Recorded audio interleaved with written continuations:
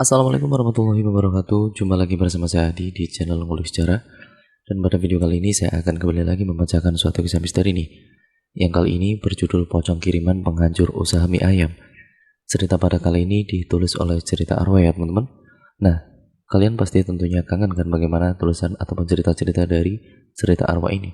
Yuk langsung saja, daripada kita lama-lama, kita langsung saja menuju ke ceritanya. Perhatikan baik-baik, karena ceritanya akan segera saya mulai.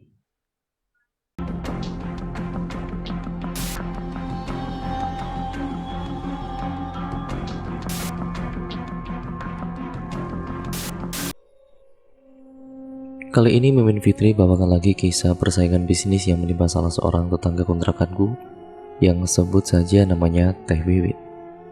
Teh Wiwit ini dulu pernah usaha mie ayam gerobakan bersama dengan ibunya sewaktu Teh Wiwit merantau di Cianjur.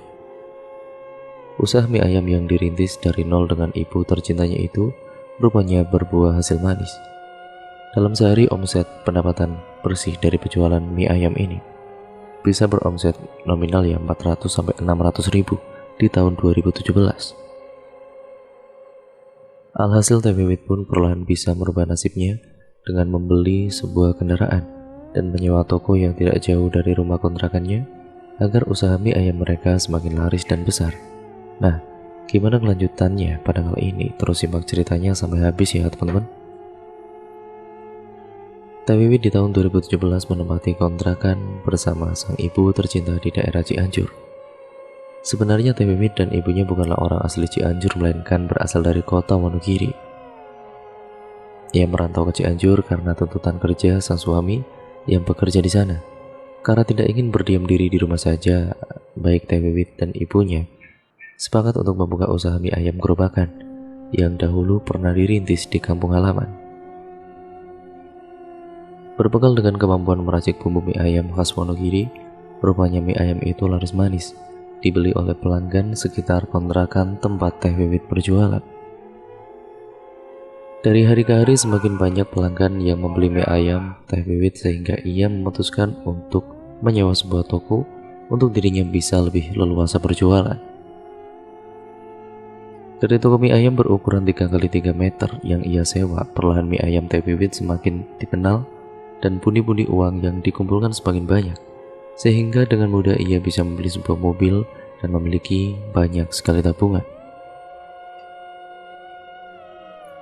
Selain pada kala itu memiliki banyak tabungan, Teh Wiwit pun menjadi banyak mendapatkan saingan di sekitaran toko yang ia sewa. Dari mulai saingan warung makan biasa, sampai dengan saingan warung bakso yang ikut buka bersebelahan dengan toko mie ayam Teh Wiwit. Semula menurut Teh Wiwit wilayah pertokoan itu hanya diisi oleh penjual warung kelontong biasa dan beberapa toko lainnya masih kosong. Tapi karena mungkin melihat toko mie ayam Teh Wiwit selalu banyak dikunjungi pembeli, orang-orang pun ingin mulai berdatangan ya ke situ tentunya, dan orang-orang pun ingin mulai berdagang juga dan tergiur untuk menyewa toko di sebelahnya. Teh Wiwit pun tidak pernah mempermasalahkan adanya beberapa saingan baru di tempatnya. Bagi Teh Wiwit sendiri, rezeki sudah ada yang mengatur, dan lagi pula beberapa pesaingnya itu tidak sama jualannya dengan Teh Wiwit, yaitu berdagang mie ayam. Baik Teh Wiwit maupun sang ibu tetap menjaga kerukunan satu sama lain dengan beberapa tetangga toko mie ayamnya dengan cara saling bertegur sapa, dan terkadang mereka berdua pun sering kali makan di tempat para pesaingnya. Namun sebagaimana Teh Wiwit beserta ibunya itu bersikap ramah dan baik, namanya hati manusia. Namanya hati manusia kan siapa yang tahu. Mereka berdua sempat menerima tuduhan jika melakukan penglaris dagangan. Kabar bohong itu terus kencang beredar manakala Teh Wiwit dan ibunya baru saja membeli sebuah mobil. Entah dari mana dan bagaimana awalnya, suara sumbang mengenai Teh Wiwit beserta ibunya itu berhembus. Namun satu hal yang pasti, jika Pak Dipio si penjual bakso yang tepat menyewa ruko di sebelah warung Teh Wiwit seringkali menyindir-nyindir Teh Wiwit beserta ibunya saat ada pelanggan di tempat mie ayam Teh Wiwit. Duh, laris terus ya? Bolehlah dikasih tahu nih, Mbah Dukunnya yang mana? Biar saya juga bisa mampir, ucap Pak Dibio ketus. Pernyataan yang awalnya dianggap sebuah candaan oleh Teh Wiwit, lama-kelamaan hal yang dianggap candaan malah menjadi sebuah fitnah dan olok-olokan yang dialamatkan kepada Teh Wiwit. Pak Dibio yang biasanya akar lambat laun menjadi tidak saling sabar dengan Teh Wiwit, dan mungkin ini awalnya mimpi buruk dari berbagai teror yang menimpa Teh Wiwit serta ibundanya. Tidak berselang lama, Teh Wiwit dimimpikan sesuatu yang menurutnya agak sedikit aneh. Ia bermimpi didatangi oleh sesosok orang gila perempuan melempari warung mie ayamnya dengan sayuran busuk. Di keesokan harinya, saat Teh Wiwit beserta sang ibu ingin membuka warung mie ayam, rupanya mereka berdua terkejut dengan tumpukan sayur busuk tepat di depan warung mie ayam mereka. Hal tersebut seketika mengingatkan Teh Wiwit seperti deja vu yang baru saja ia alami. Sejak saat itu warung Teh Wiwit perlahan menjadi sepi pembeli. Hampir setiap hari di warung milik Teh Wiwit ditemukan ada banyak belatung yang entah dari mana datangnya. Selain itu, kedatangan belatung misterius muncul bau busuk dari bagian dapur yang membuat seringkali mereka mengira jika potongan daging cincang ayam miliknya telah basi.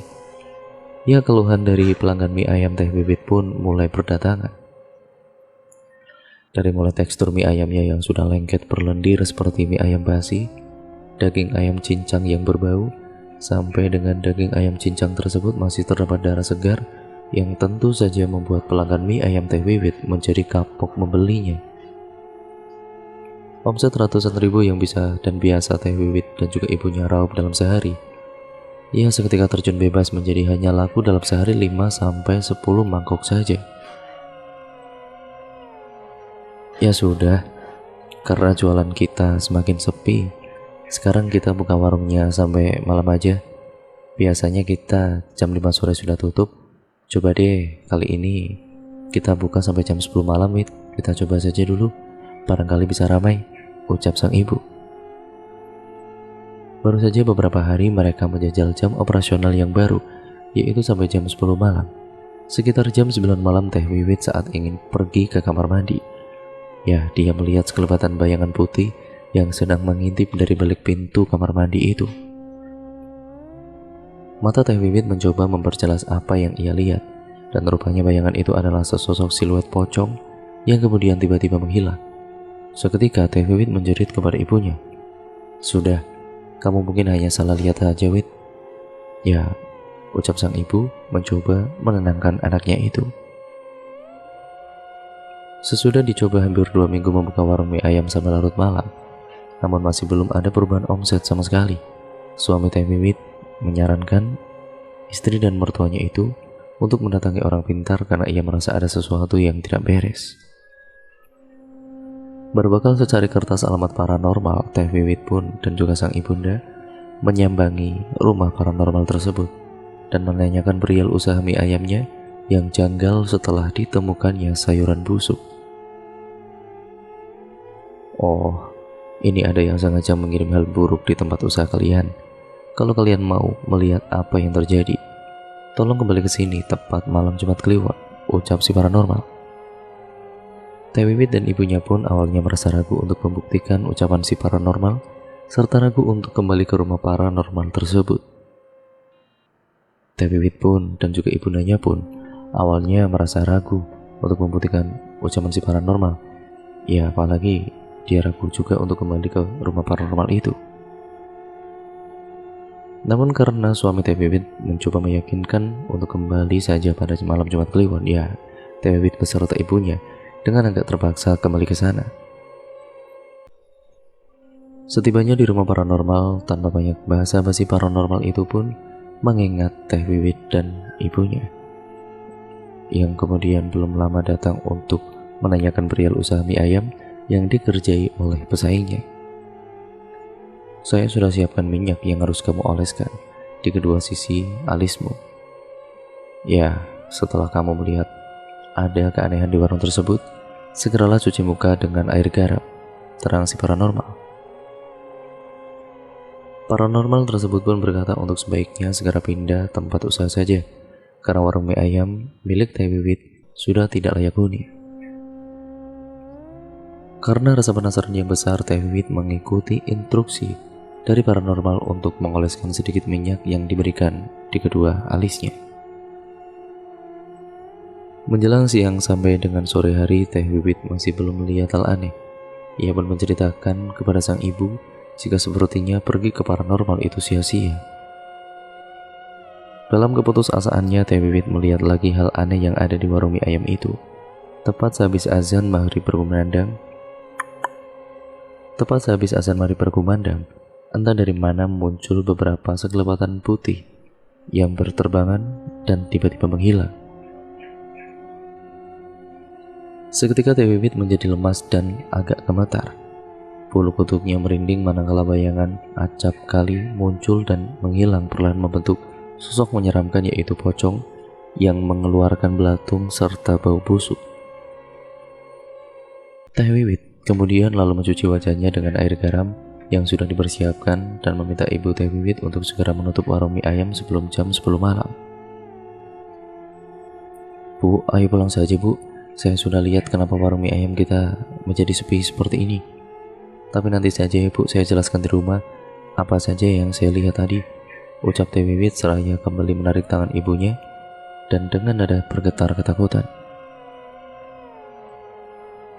Setibanya di rumah, Teh Wiwit ini menceritakan jika ia melihat beberapa siluet putih berterbangan membentuk siluet pocong dan mengeluarkan bau busuk serta belatung. Memang sulit dipercaya oleh nalar manusia apa yang disaksikan oleh Teh Wiwit di warung makan mie ayam itu. Ya, setelah berembuk untuk mengambil keputusan selanjutnya, maka diputuskanlah Teh Wiwit dan sang ibunda berhenti untuk berusaha mie ayam lagi. Kebetulan sekitar 4 bulan kemudian sang suami mendapatkan PHK yang menyebabkan keluarga Teh Wiwit hijrah ke kota Tangerang mengikuti paman dari sang suami.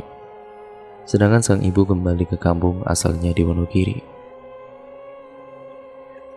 Tidak berhenti sampai di situ saja untuk semua teror yang dialami oleh Teh Wiwit. Rupa-rupanya di kota Tangerang, Teh Wiwit masih saja sering terkena gangguan, yaitu seringkali ia sakit seperti linu di sekujur tubuhnya dan mengalami reperpan di tindih pocong dengan wajah penuh belatung. Beruntunglah istri paman dari suami Teh Wiwit adalah orang yang memiliki indera keenam dan memiliki kemampuan spiritual tinggi, sehingga dengan mudah ia bisa mendeteksi akar permasalahan gangguan teror yang berlanjut sampai saat ini. "Neng, sebaiknya barang-barang bekas usaha mie ayam dahulu jangan ada yang disimpan, walaupun sebagus apapun bentuk barangnya." Bibinya meminta untuk memberikan kepada orang lain barang-barang tersebut karena barang-barang itu ya dihinggapi oleh makhluk-makhluk tidak kasat mata kiriman dari orang sirik itu. Setelah semua barang yang berhubungan dengan usaha mie ayam dahulu sudah disingkirkan, perlahan mimpi-mimpi buruk serta badan Teh Wiwit pun mulai sehat seperti sedia kala. Saat ini Teh Wiwit sendiri sudah membuka usaha baru bersama suaminya, yaitu membuka usaha laundry kecil-kecilan. Alhamdulillah kini usaha laundrynya itu dijauhkan dari orang-orang yang sirik, dan perlahan keuangan finansial mereka, yaitu Teh Wiwit dan beserta keluarganya, pun sudah mulai menanjak naik kembali. Nah, oke ya teman-teman, mungkin itu sedikit cerita pengalaman horor yang dialami oleh Teh Wiwit. Semoga apa yang baik dari cerita ini ya bisa diambil sebagai contoh kehidupan kita, agar kita menjadi manusia yang jauh lebih baik lagi ke depannya. Oh ya, terima kasih untuk kalian semua yang sudah menyimak video kali ini. Jangan lupa untuk kalian like, comment, dan share video kali ini sebanyak-banyaknya. Dan jangan lupa pula untuk kalian subscribe channel ini dan nyalakan tombol lonceng notifikasinya, agar kalian tidak ketinggalan video terbaru selanjutnya dari channel ini. Sekian dan terima kasih ya teman-teman. Ya kurang lebihnya mohon maaf apabila banyak kesalahan ataupun mungkin narasi saya kurang jelas, ataupun ya mungkin ada banyak salah kata yang saya ucapkan dalam membacakan narasi video pada kali ini. Ya intinya, pesan moral yang dapat kita ambil dari kisah pada kali ini, setiap apapun usaha yang kita lakukan ya pasti ada saja orang-orang yang tidak suka kepada kita ketika usaha kita berhasil.